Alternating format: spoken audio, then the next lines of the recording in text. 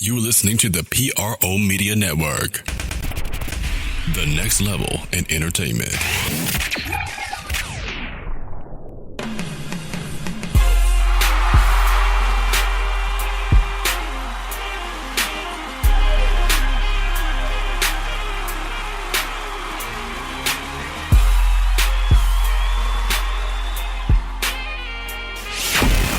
Get ready. It's time for the Sports Coma with Big Q and the guys. Telling you everything you need to know about the Saints, Pelicans, and a whole lot more.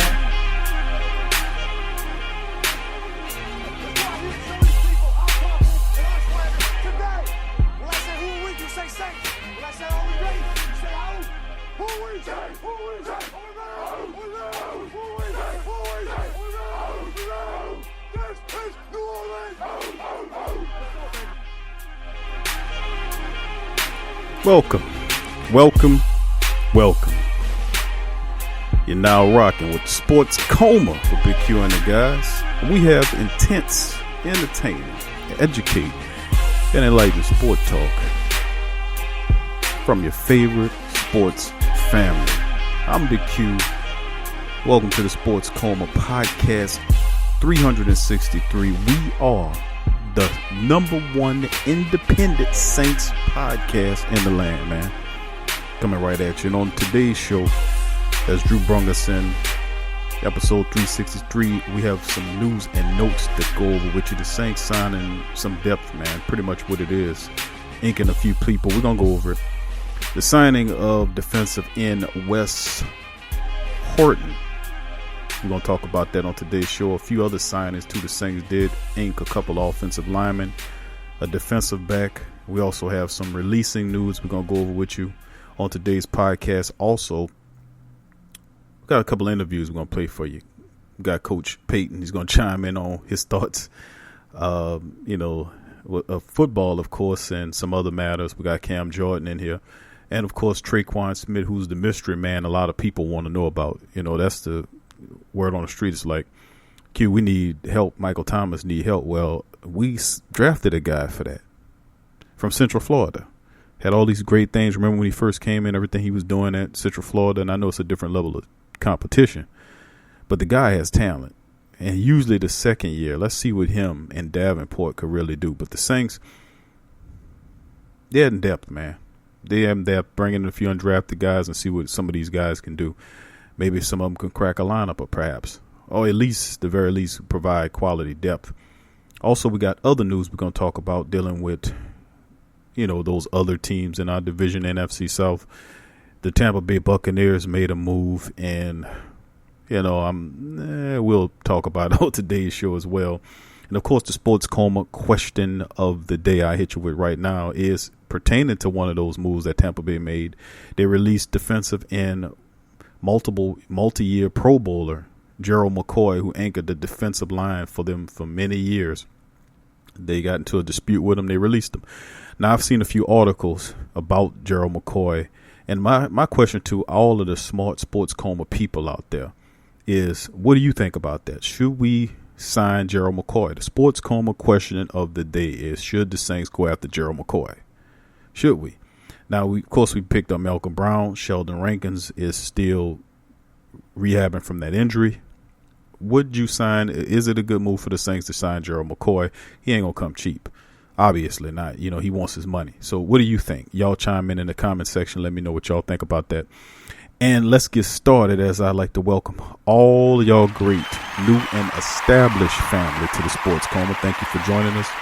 And we're going to hop right into it. Now, the first discussion that we want to talk about, of course, is dealing with the Saints, the fact that they signed defensive end, former Panthers defensive end Wes Horton. I said Will Horton. His name is Wes Horton. Now, previous shows we talked about the fact that the Saints needed depth behind them, and we needed some depth behind Davenport. I have my reservations. I think he'll be a tremendous, talented player, but those injuries, he had a bevy of injuries in his rookie year. Like, man, where the hell are all these injuries coming from? Foot injuries, finger issues, ankle injuries, all kind of crap. And, of course, the Saints relied on Alex Okafor to kind of bridge the gap until the guy gets right. But Okafor took a fat contract to go to KC that left a major hole there. If Davenport is to step up into the starting lineup, we need depth to kind of pull him. Now, of course, the Saints did address some other moves, and they did bring in a few guys like Mario Edwards Jr., who could play either tackle or end. Then, of course, you got guys like Carl Granderson, who's facing prowlers, Porter Galston, who is an undrafted guy who you don't know what none of these guys are going to do. But what you do know about Wes Horton is the fact that he's 29. He spent the past 6 seasons with the Carolina Panthers. He had a sack and a half, like a half a sack in 16 games last year, but he had 5.5 sacks back in 2017. Now, they did waive Darryl Williams, an undrafted rookie out of Auburn, to make space for Horton, and the Saints have, they don't have too much experience behind Davenport. And I was like, you know what? Mario Edwards can fill that position, but he's not considered an edge rusher. You know what I'm saying? He's not a true defensive end. He's a tweener guy that could play either or. And I think the Saints will use him mostly as an interior offensive lineman, to say the least. But the Saints go after and secure Wes Horton to come in and play the position. Well, it's an upgrade over what they have. Granderson, like I said, you don't know. Porter Galston has potential, but you don't know. And then, of course, Trey Hendrickson, who I like very much, but you don't know with him either. He's banged up with injuries all the time. And, of course, Davenport, was dealing with his injury. So more than merry at that depth position, although I thought maybe they could have went in Shane Ray's direction. He got picked up by, I think, Buffalo, if I'm not mistaken. But he was another guy.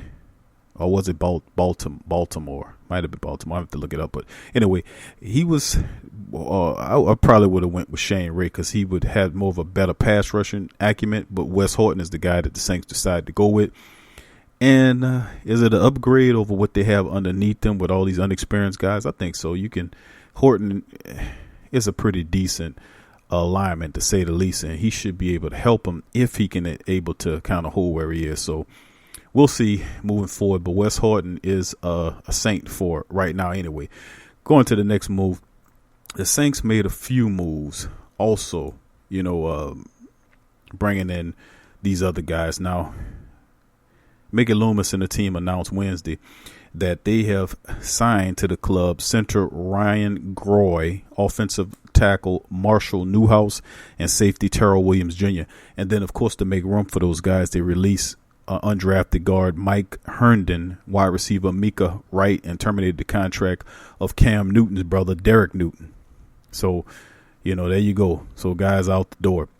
Now a little backdrop on some of these guys to reach you. Now Ryan Groy, he's a 5-year NFL veteran who originally went undrafted by Chicago back in 2014 out of the University of Wisconsin. He played in 55 regular season games for him, 17 starts for the Bears and Buffalo Bills, and in 2018 he played in 15 games and started 6 of the games for the Bills. Now 6'5", 320 for Groy, and that's a big offensive lineman, man. And he's been mentioned as a guy that can play either the center or guard position for you, but that's a big ass guard, man. Most guards are 6'2", 6'3", but you got a guy that's 6'5" playing offensive lineman, and like you said, 56 career games, 8 of them which he's 17 starts and 56 career games for him. So they definitely, this might be something here. Of course, you're dealing with the fact that you got Nick Eason there, and of course we know who the center is going to be. We know who the starting center is going to be. It's going to be big Eric McCoy. So without a doubt, that's what it's looking at. But going on, Newhouse. The next one is Marshall Newhouse, 6'4", 330, was originally a 5th-round draft pick by the Green Bay Packers out of TCU back in 2010. Now, he's a 9-year NFL veteran. He appeared 114 career games with the Packers, Bengals, Giants, Raiders, Bills, Panthers. This guy is basically a journeyman lineman, 72 starts at both the left and right tackle positions. And now that he's out of Texas, and he basically in Buffalo, where he played 3 games before being traded to Carolina, he played in 11 contests and started 2 of which. Now, I was saying that the Saints needed depth. I think Marshall Newhouse might stick around. He plays both tackle positions. He's an experienced guy, 72 starts out of 114 career games. That's pretty good. That's the kind of offensive lineman tackle that you want to have, a reliable veteran that play both tackle positions that can really help you. That guy he's definitely going to stick around. Of course, let's move on to the next one. The safety, which is really, I'm kind of intrigued by this fellow. His name is Terrell Williams Jr. Terrell Williams Jr. He's 6'4", 212 pounds. He was originally signed undrafted by the Niners last year, 2018, out of the University of Houston. Now, he spent this whole rookie campaign on IR following he had a knee injury that kind of locked him down. He's out of he played out of like I say, he's originally from Oklahoma. He's a native. Played 25 games for the Houston Cougars back in 2016, 2017. Posted 95 career tackles, 4 interceptions, 11 pass defense, 1 fumble recovery. And then in 2017, he started all 12 games and totaled 66 stops and posted 4 picks and 1 fumble recovery. Big defensive back, Terrell Williams Jr., 6'4", 212. Intriguing. And very intriguing, kind of that big, looming kind of safety type prospect. I don't know about this guy. I seen some footage on him. He kind of slow of foot, but he can hit. I don't know how this will work out, what the Saints will do with this guy, but it's fun to kind of keep tabs on him anyway. Anyway, before we go into any more statistics or breaking down some of these players, I want to play a little Sean Payton for you. Now, of course, Sean was golfing at one of these golfing events that he usually goes, that the Saints have before they open up during the camp, and he had really a lot of stuff to say about the challenges that's coming ahead. Let's listen to Coach Payton talk about a few other moves and other things as well. Here's Coach Payton chiming in. And periodically you look down at your phone, and all of a sudden I had a lot of text messages. And Connor, my son, is a huge fan. So I could tell something happened, but I didn't know what that was. And then all of a sudden I started reading it, and we were just talking the other day about it. So excited, obviously, for those guys, the Pelicans, Mrs. Benson. It's great news. You Photoshop the picture yourself, or that also? I have guys that do. I have guys that can do that. Credit Ben Watson for the body. Yeah, they. He kind of got that done like in 60 seconds. Are you curious to see what kind of tight end he might be? I think he'd be a defensive end. If you looked at his body stature, it's a higher paying position.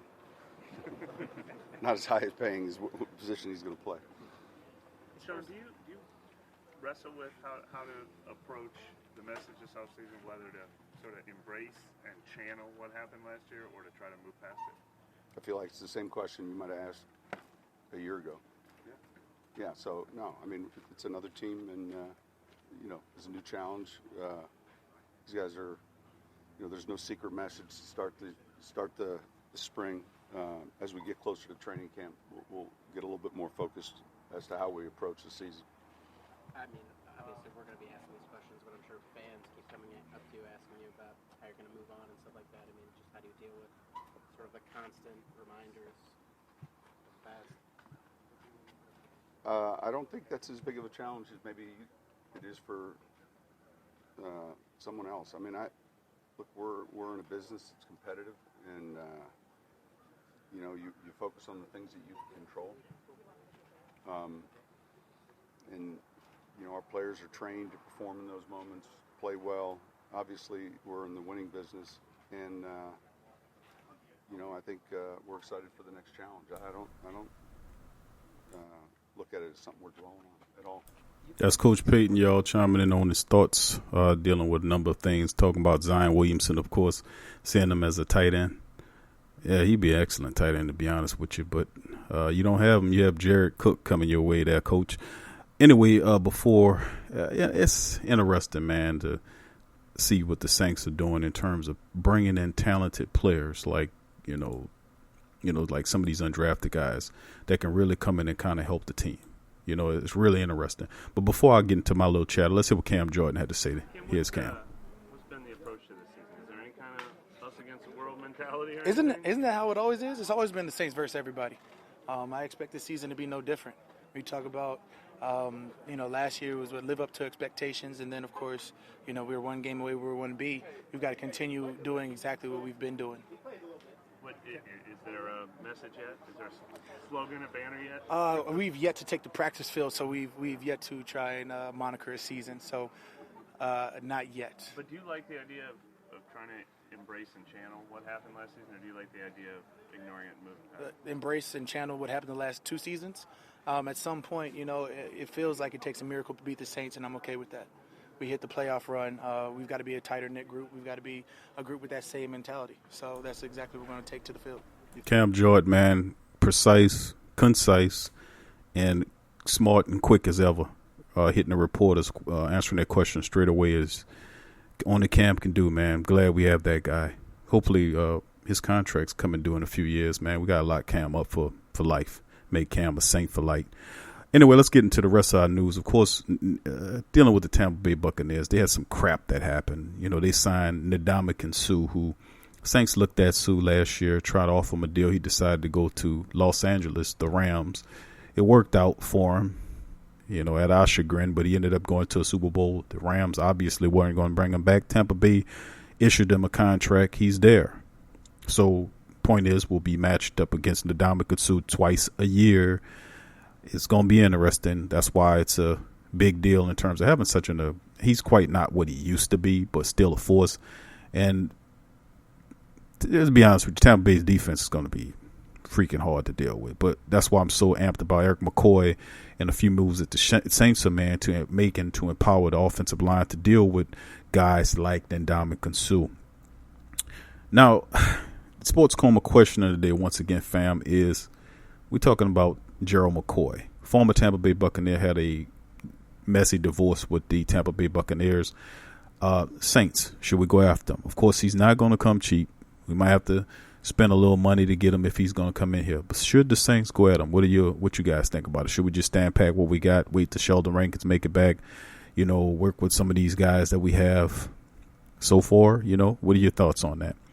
Because it'd be interesting to see exactly if the Saints do pursue going after him, because this has a lot of traction, man. I ain't gonna lie to you. There's several articles that's pushing Gerald McCoy to the Saints, the fact that he wants revenge on the Tampa Bay Buccaneers, and by playing for the Saints against his former team that can give him what he wants. There's obviously the fact that there's an opening in the interior defensive line because of Sheldon Rankins' his injury.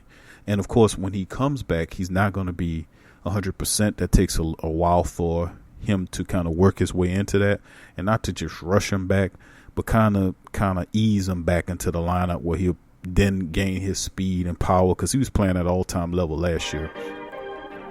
Gerald McCoy would kind of ease that transition, but, I mean, the reason why the Tampa Bay Buccaneers got rid of him, $13 million against their cap. Now, of course, Saints ain't going to pay him $13 million. But they would probably have to pay anywhere between $8 to $12 million for his service. Will they do that? Should they do that? Now, of course, there are cheaper options like Corey Leggett, the former Chargers, and a few other guys that's out there. Should they go in that direction? I don't know, man. But if it's Super Bowl or bust, Gerald McCoy would be a good fill-in until Sheldon Rankins get back, playing next to Malcolm Brown, as it were. But anyway, that'll do it for the Sports Coma for today. Thank you guys for chiming in as always. Do me a favor, hit the notification button for more shows and content. If you ain't a subscriber, hit the subscribe button so you can listen to the Sports Coma. Share it with your friends, your family. Post it on Facebook, Instagram, Twitter, Reddit, wherever you socialize, bring us there. And remember, we are the number one independent Saints podcast in the land. Thank you for joining us. See you later. Peace.